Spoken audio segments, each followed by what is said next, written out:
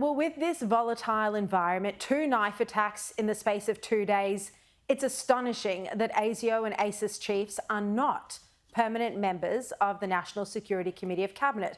Imagine the Prime Minister trying to toughen up our security, and instead of having the intelligence chiefs as permanent members of the chief national security body, he instead appointed the Climate Change Minister, Chris Bowen.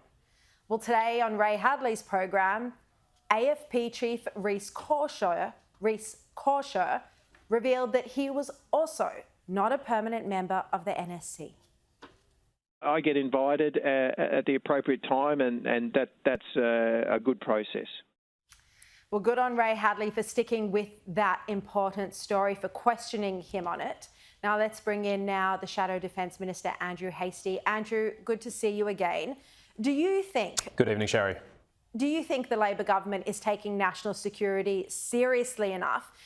And do you think that the terror threat level should be re-examined? The short answer is no. This Labor government is not taking national security seriously enough. Right now we need a strong government and we have a weak government. And the best thing that Anthony Albanese could do tonight is restore the Directors General of ASIO and ASIS to his National Security Committee of Cabinet. He needs those eyes and ears. They are responsible for foreign intelligence, domestic intelligence against all of our threats. They should be there advising him, and it's a travesty that they aren't. As for the threat level, that's a decision to be made in that committee, and I'm sure the advice given by the Directors General of ASIS and ASIO and ONI would help the Prime Minister make that decision. Look, National Senator Matt Canavan spoke to Andrew Bolt earlier, and I thought he made this very strong point. Have a quick listen.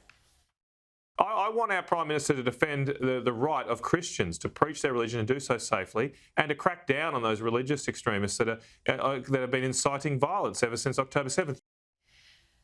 Yeah, Andrew, what do you think about this proposition that the Prime Minister didn't quite come out strongly enough this morning in defence of Christians, and he didn't really at all criticise radical extremism?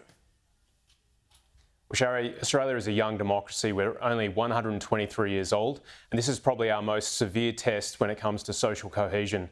And what the Australian people need right now is strong national security leadership, and Anthony Albanese is giving weak national security leadership. He's using weak language, he's using weak values, he's not articulating Australian values, and our community needs strong direction from him. And that means making very clear there's no place for religious extremism in this country. And the Christian community, particularly the Assyrian Orthodox community, will be feeling it tonight. And that's why Anthony Albanese's words matter, and it's not strong enough at the moment.